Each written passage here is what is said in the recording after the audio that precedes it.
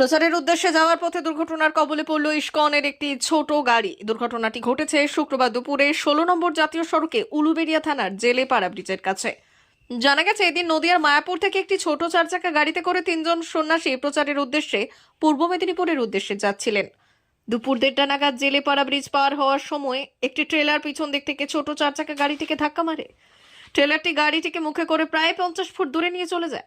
গাড়িটির মুখ কলকাতার দিকে ঘুরে যায়। গাড়িটির বাম দিকের অংশ দুমড়ে মুচড়ে যায়। গাড়িতে থাকা এক সন্ন্যাসী সামান্য আহত হয়। তাকে উলুবেড়িয়া ইএসআই হাসপাতালে নিয়ে যাওয়া হলে প্রাথমিক চিকিৎসার পর ছেড়ে দেওয়া হয়।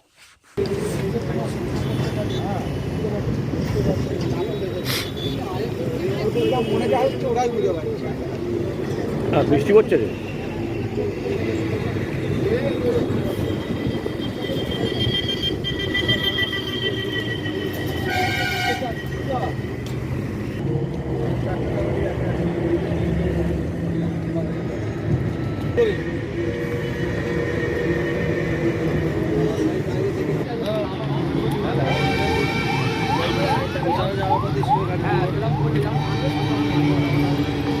এখন